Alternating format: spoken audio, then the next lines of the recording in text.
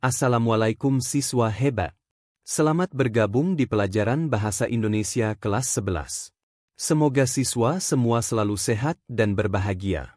Dalam video pembelajaran kali ini, kita akan bersama-sama belajar mengenal karya ilmiah.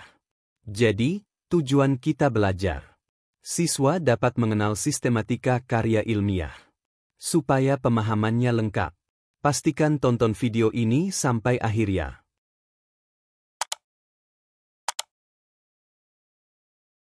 Menurut Laba dan Rinayanti, terbit tahun 2018 halaman 15, karya ilmiah adalah suatu karya dalam bidang pengetahuan, sains, dan teknologi yang berbentuk ilmiah. Menurut Kamus Besar Bahasa Indonesia, karya ilmiah adalah karya tulis yang dibuat dengan prinsip-prinsip ilmiah, berdasarkan data dan fakta, observasi, eksperimen, kajian pustaka. Bentuk karya ilmiah dapat berupa karya ilmiah remaja, karya ilmiah populer, karya artikel jurnal, laporan kajian, riset, skripsi, tesis, dan disertasi. Sebuah karya ilmiah mempunyai sistematika tertentu. Untuk lebih memudahkan, sistematika ini dibagi menjadi 3 bagian, yakni bagian awal, bagian inti, dan bagian akhir. Pada karya artikel jurnal bagian awal dimulai dengan judul, nama penulis dan afiliasinya, abstrak, dan kata kunci. Bagian inti, isi, terdiri atas pendahuluan, metode penelitian, analisis data, hasil, dan pembahasan. Bagian akhir terdiri atas simpulan dan saran, daftar pustaka dan lampiran, jika ada.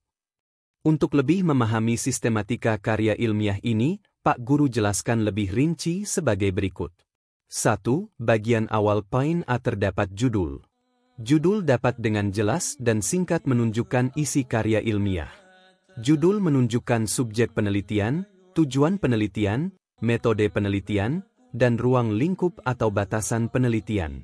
Penulisan judul dapat dilakukan dengan 2 cara, yakni 1. Menggunakan huruf kapital pada seluruh huruf judul, dan 2. Menggunakan huruf kapital pada awal kata, kecuali kata tugas. Berikutnya bagian awal poin B, yaitu nama penulis dan afiliasi. Nama penulis artikel ilmiah ditulis tanpa menggunakan gelar. Nama belakang tidak boleh disingkat karena akan digunakan saat dikutip oleh orang yang menggunakan karya ilmiah tersebut sebagai acuan. Afiliasi adalah nama institusi tempat penulis bekerja atau bersekolah. Masih di bagian awal karya ilmiah poin C yaitu abstrak. Abstrak berupa rangkuman karya ilmiah dalam satu paragraf singkat. Selanjutnya bagian awal poin D yaitu kata kunci. Kata kunci mewakili topik sesuai bidang ilmu yang dikupas atau dianalisis dalam karya ilmiah tersebut. 2. Bagian inti. Pada bagian kedua ini ada beberapa hal yang dijelaskan. Poin A yaitu pendahuluan.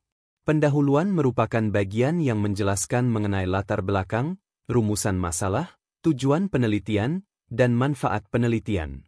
Latar belakang memberikan uraian singkat tentang topik penelitian, penyebab timbulnya masalah, dan pentingnya pembahasan topik tersebut. Rumusan masalah menyiratkan masalah yang akan dibahas oleh penulis terkait dengan pertanyaan mengapa dan bagaimana pada pilihan topik. Tujuan penelitian adalah pernyataan mengenai capaian pembahasan yang sesuai dengan rumusan masalah. Manfaat penelitian adalah penjelasan mengenai kegunaan penelitian karya ilmiah tersebut. Selanjutnya bagian inti poin B ialah kerangka teoritis.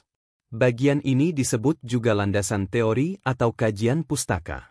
Kerangka teoritis berisi penjelasan mengenai kajian beberapa penelitian sebelumnya dan kajian teori-teori yang relevan dengan topik permasalahan.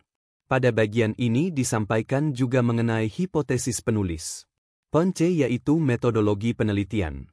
Berisi langkah-langkah atau prosedur penelitian yang mencakup persiapan, penentuan sumber data, pengumpulan data, pengolahan, dan pelaporan. Berikutnya bagian inti poin D ialah pembahasan.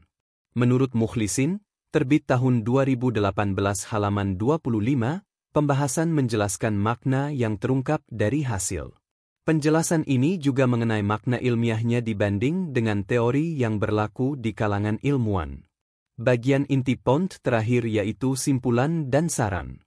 Menurut Mukhlisin, simpulan harus mengacu kepada tujuan. Pada simpulan, tujuan harus terjawab dengan tegas. Hasil penelitian disampaikan apa adanya walaupun kurang sesuai dengan hipotesis awal. Pemahaman peneliti tentang perspektif dari hasil penelitian ini terhadap dampak maupun kegunaannya pada ilmu pengetahuan maupun pengambil kebijaksanaan dapat dituliskan sebagai saran. 3. Bagian akhir.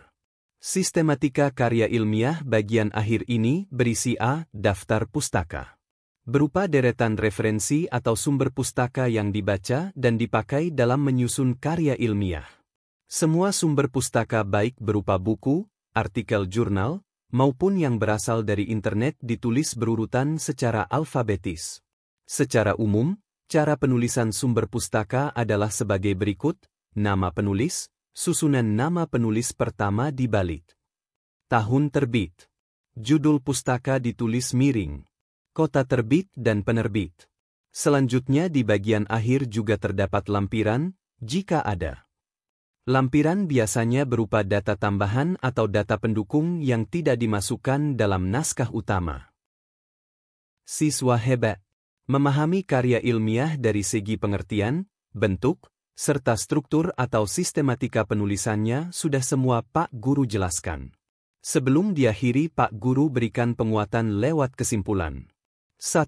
Menurut Kamus Besar Bahasa Indonesia, karya ilmiah adalah karya tulis yang dibuat dengan prinsip-prinsip ilmiah, berdasarkan data dan fakta, observasi, eksperimen, kajian pustaka.